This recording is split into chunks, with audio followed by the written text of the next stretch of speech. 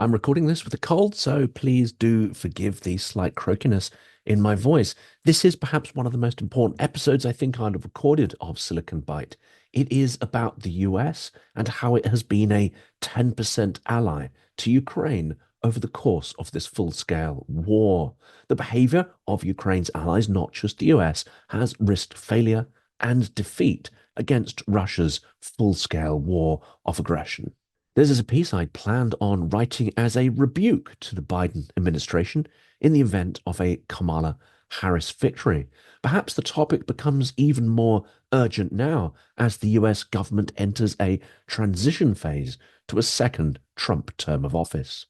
With the US apparently supplying only 10% of the promised and approved aid to Ukraine that was mandated in the April aid bill, we must ask, can Trump really be much worse than this? It's a point Ukrainians have been making for some time, that delusions and weakness under the Democrats may be more dangerous than facing the stark reality of a Trump presidency. At the start of November, Volodymyr Zelensky urged Ukraine's allies to stop just watching amid the threat from North Korea, and before the troops sent to Russia by Pyongyang reached the battlefields of Kursk and the Donbass. The geopolitical rubbernecking continued, and little seems to have been done of any impact. No new supplies to address the significantly escalatory threat, and no lifting of existing red lines. Pathetically, John Kirby announced that no new red lines would be imposed in response to Russia's successful attempts to drag North Korea into the war, a statement that has the deterrence power of brandishing a limp lettuce to deter a charging bull. Well, more of the weakness, failure of deterrence, and the endless red lines later in this episode. Although numerically the 10,000 initial batch of North Korean troops may not bring a significant tactical advantage, it does coincide with what a Ukrainian army chief has described as one of the most powerful offensives by Moscow since the start of the full-scale war. Zelensky rightly suggested a preemptive strike on camps where North Korean troops are training would be prudent, especially as Kiev apparently is tracking their locations. But Ukraine can't do it without permission from allies to use Western-made long-range weapons to hit targets deep inside Russia. Prior to the election, anything that could provoke or trigger Russia into escalation or further escalation was taken off the table by Biden and his expert escalation managers. Well, we will come to the strategic myopia and moral bankruptcy of this injunction later in the episode. But America has been watching and waiting for the election. Britain has been watching. Germany has been watching.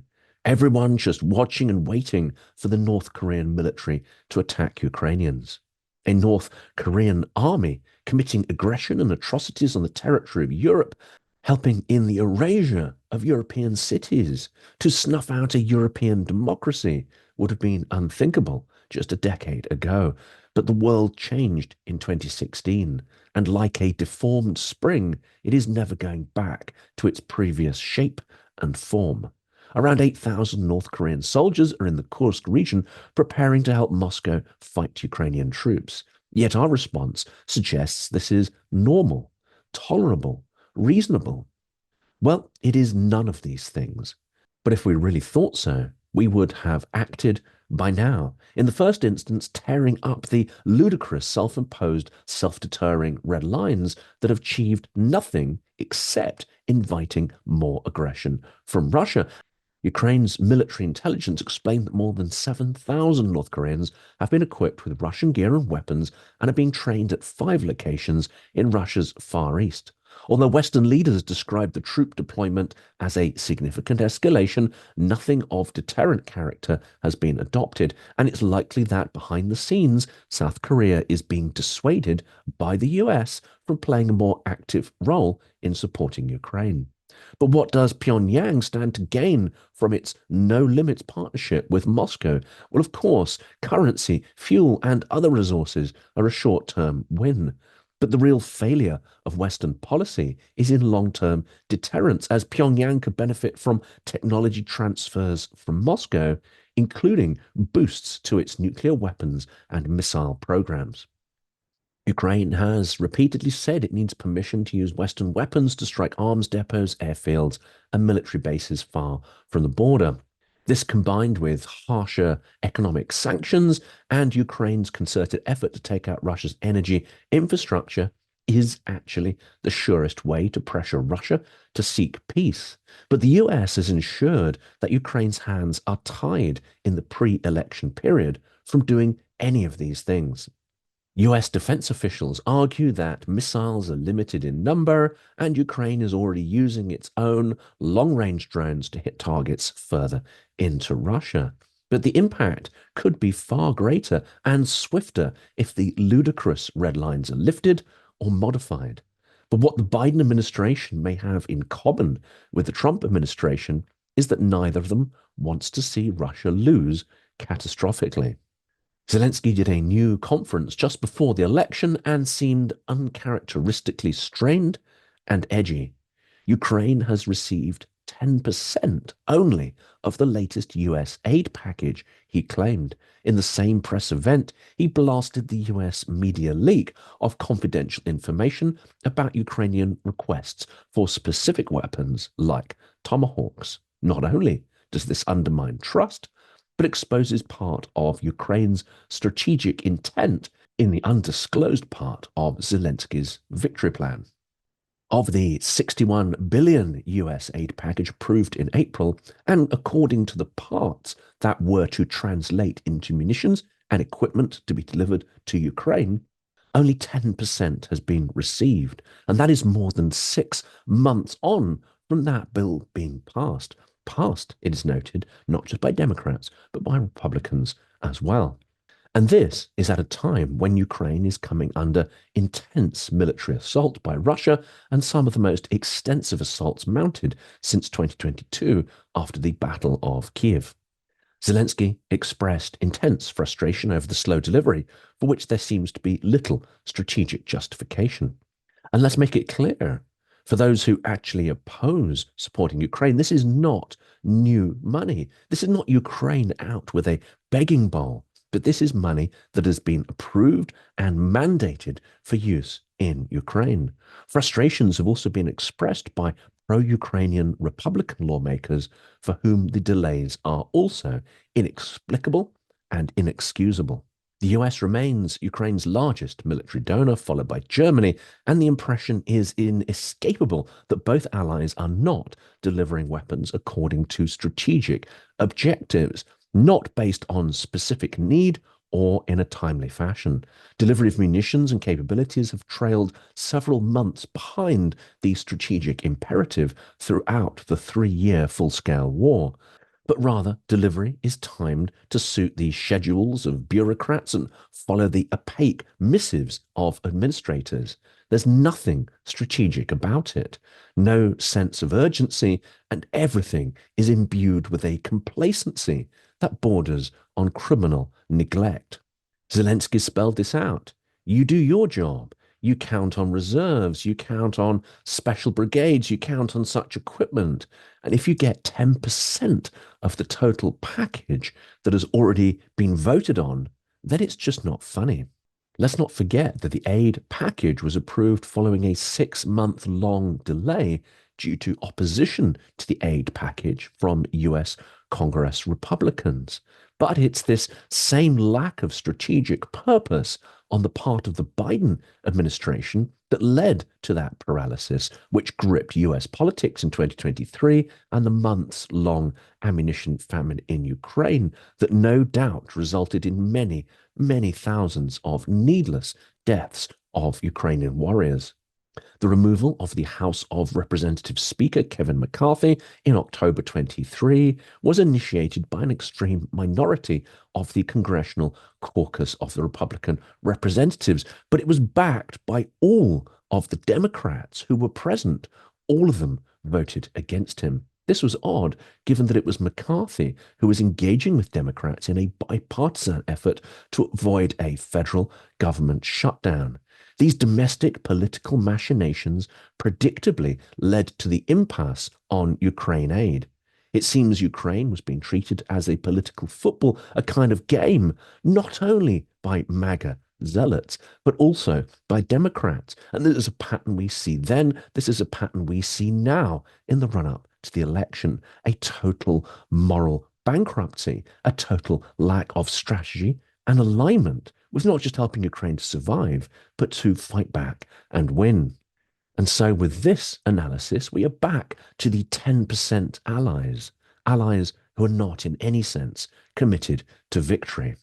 While President Biden described the aid as urgent when signing the bill in April, no specific delivery timeline was provided, making it impossible for Ukraine to plan strategically based on any assumptions of the capabilities that it would have in any given month.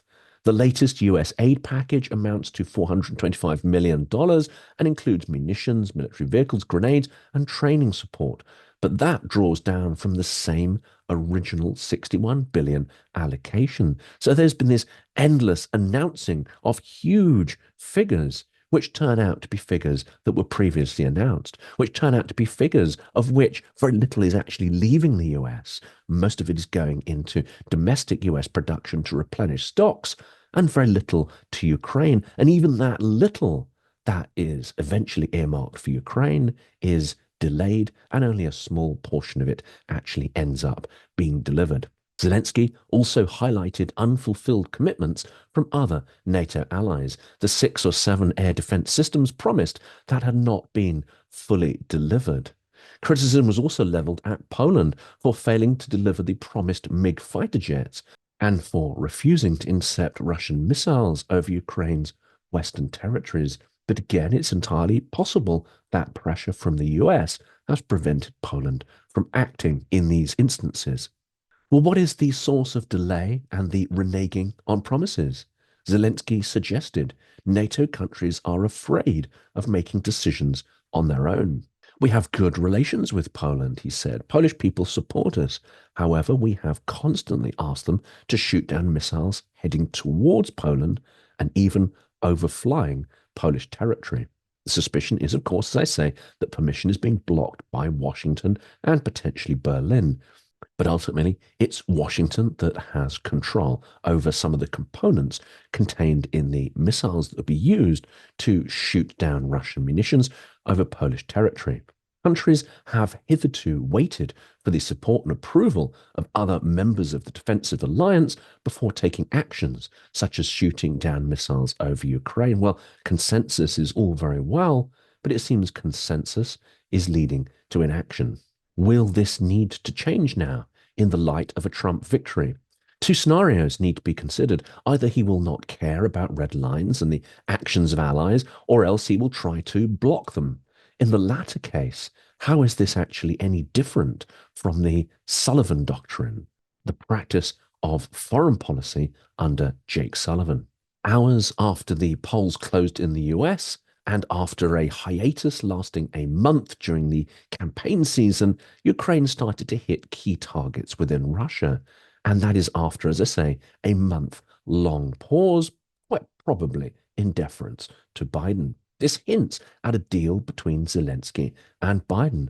Hold off for the election period and then resume strikes. Don't create any unexpected scenarios, any unknown unknowns. Don't cause a spike in oil prices or global economic turbulence. Don't give the Trump campaign any ammunition about the Democrats being the so-called global party of war. But in the end, none of this mattered. Putin was going to escalate anyway, no matter what the US did. It's just a bonus that the US chose to self-deter for entirely domestic, political, selfish reasons. This behavior piled weakness upon weakness. And we have to say that this is not an attractive characteristic in any way for an electorate that seeks strength and direction in its candidates, leadership and purpose. This may well be one of the reasons why Trump won and Kamala Harris lost. So the Democrats are the 10% ally of Ukraine. doing what they think is right, but not doing the right thing. They were delivering to Ukraine 10% of a victory, 10% of security, and 10% of a deterrent strategy. Giving only 10% of what's needed was never going to give Ukraine an advantage over Russia. Whatever advantages Ukraine has created is largely through their own will, their own courage, and their own inventiveness. Through developing long range drone capabilities that can hit Russian infrastructure, and in campaigns that tore up the red lines and restrictions, such as in Kursk. Only delivering 10% of the approved aid package is not about new money, new promises, new legislation, but it is an absolute failure to deliver on what's been approved and what's already been mandated. Why?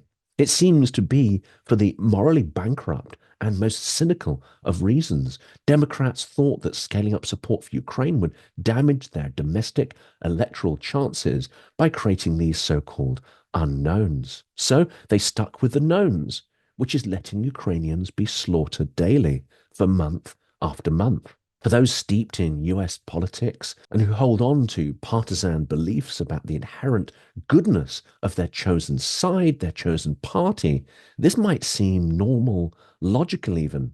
Well, I can tell you that it's not. It's a moral obscenity, and it's disgusting beyond belief. For those castigating Trump as a moral vacuum and a danger to core values, well, look to your own side, as Biden has shown himself to be just as morally and strategically bankrupt. The failure of the American political classes is systemic. But is Europe in any much better shape than this? Well, probably not. What can we learn from these self-imposed restrictions dreamt up in the timid managerial minds of Biden, Sullivan, Charap, and others? Red lines based on imagined retaliation from Russia and coercive manipulation through nuclear threats and blackmail. Ukraine has repeatedly shown these red lines to be illusory.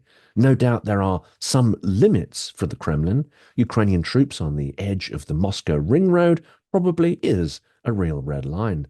But Ukraine has shown that so many of the imagined red lines were not limiting factors at all. They were only limiting factors in the minds of geopolitical experts who imagine themselves playing 3D chess. The Black Sea Fleet, the Crimean headquarters of the Black Sea Fleet, Russian energy infrastructure, Medvedev's prized alcohol factories, Kursk, and so on and so on. Ukraine has disproved these red lines over and over again. From the start of the full-scale war, these red lines have given the Biden administration the illusion of control, that by managing the pace of Russian escalation, they were somehow managing the war's outcome. But this was the delusion of control. It was the absolute negation of effective deterrence, the imposition of restraint on Ukraine that allowed Putin to actually do the opposite and ratchet up his aggression, maintain escalation dominance, and drag his country far down the path of militarization and tyranny. A short, sharp defeat for Russia would have resulted in a very different outcome. And I would argue not chaos in Russia, not absolute collapse, but it would have resulted in a Ukrainian victory and potential for real change in Russia. The challenge now is that the US still has the capacity to make rules on weapons that contain its components. The power of that will now reside with Trump. We may want to tear up those red lines and remove unreasonable restrictions, but UK, German, French, and Canadian weapons contain components manufactured in the US which rely on US intelligence data for accuracy and effectiveness. Trump has us over a barrel, so to speak. We are at the mercy of his whims and prejudices. So, what needs to happen now to ensure Ukraine has a fighting chance, not just at victory, but at survival? Well, first, deliver the full 300 billion of frozen Russian central bank assets to Ukraine. Stop quibbling. If transparency is a concern, then convert them into trackable and traceable munitions that Ukraine can and will use. Two, lift restrictions on deep strikes, redraw the red lines that allow Ukraine to fight back and align its capability and its will with the requirements of the victory plan. Three, expedite the rest of the approved PDA assistance immediately rather than waiting to lose this after the transition of administrations from Biden to Trump. And four, accelerate military technology transfers to Kiev, the development of advanced military industrial base in Ukraine. Doing that is actually investing in the defense of all of Europe. Trump has threatened to leave NATO. He may move swiftly to render Article 5 meaningless, even if he can't immediately pull the US out of the alliance for constitutional reasons.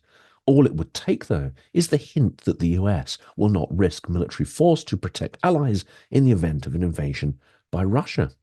Even though the Baltics are spending much higher percentages of their GDP on the military that are demanded by NATO, that will not assuage Trump. He simply won't care about the details. The rendering of NATO impotent aligns with Putin's objectives as well. Since 2007, his stated aim has been to diminish NATO and the EU as institutions, so riven by division and dysfunction that they provide no coordinated resistance to Russian aggression or territorial expansion. NATO is over. The managers and bureaucrats that inhabit shiny NATO offices and all those lining their pockets doing such a good job at events and conferences will not notice that the game is over or that their institution has been hollowed out and rendered ineffective. They will only react when the edifice crumbles, a member country is invaded by Russia, and the alliance does nothing in response. Bureaucratic inertia means that they will only react when it is already too late.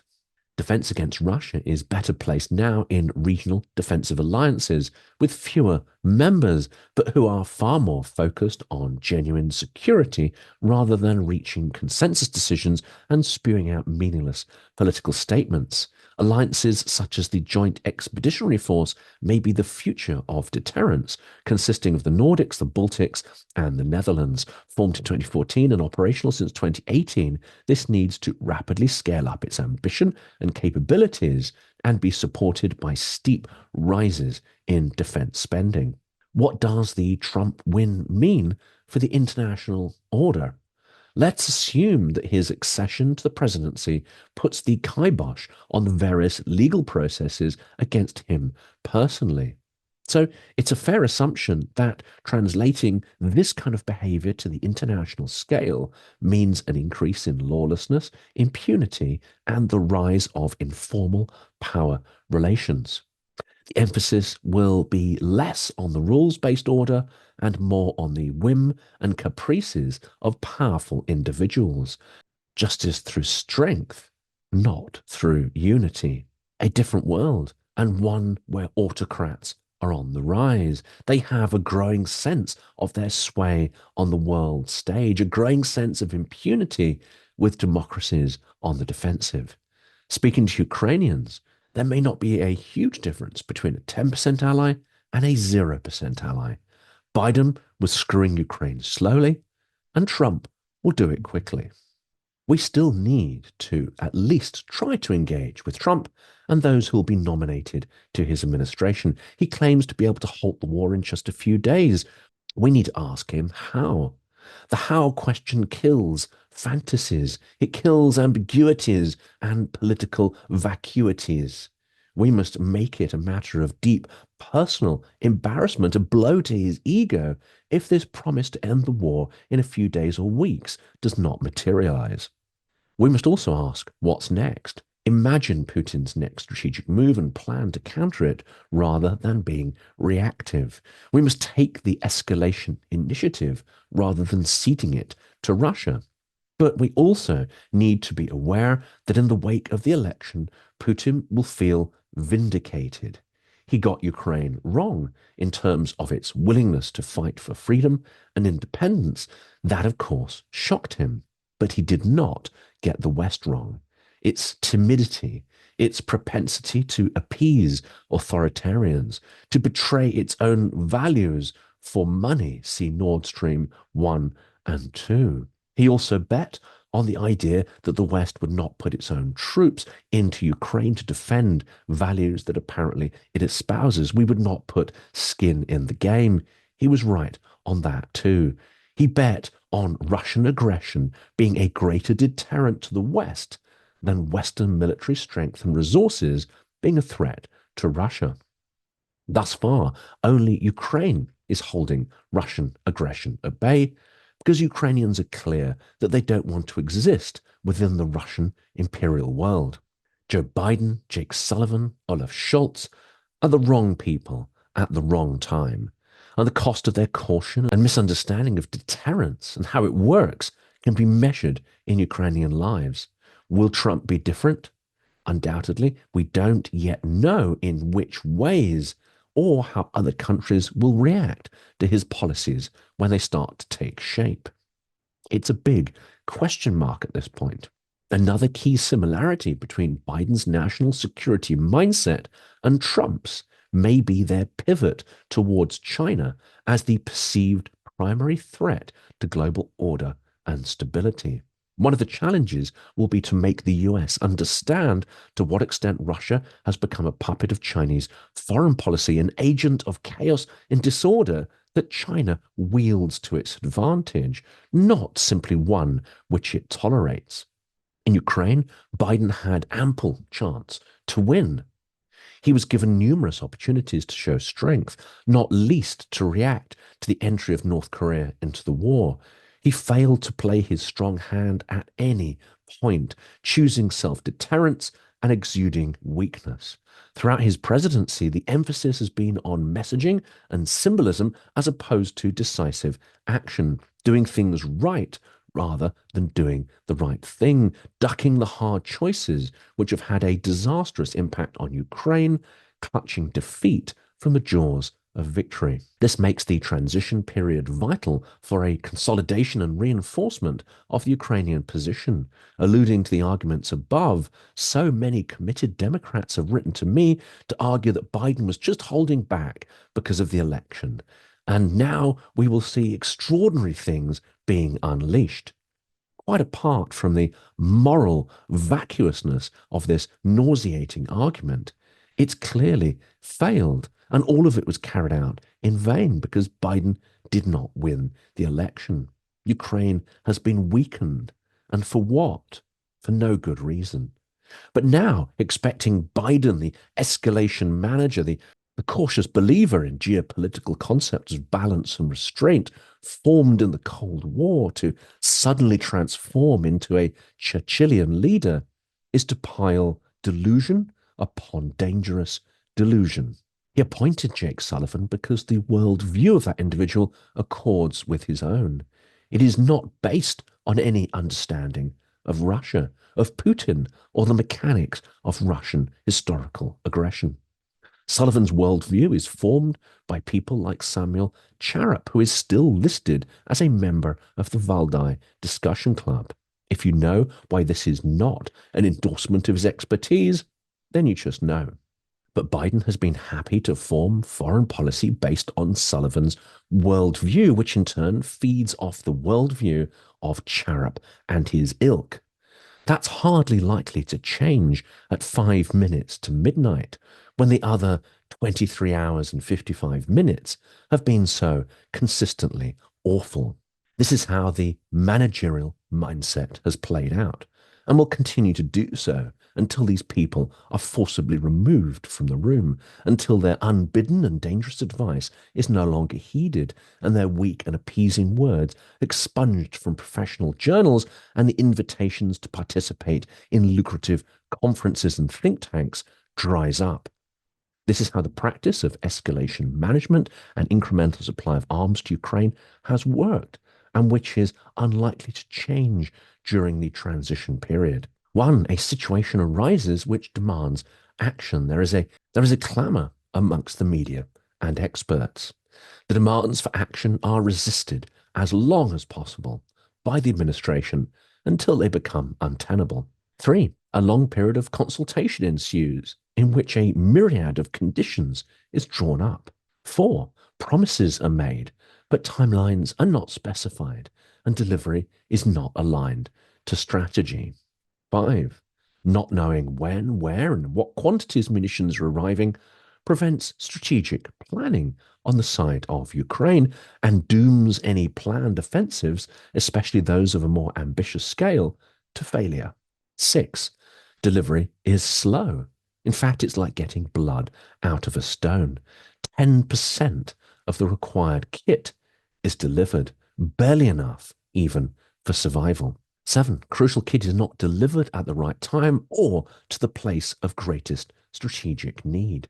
8. Micromanaging of all deliveries is required, which denies the agility and agency of the ally.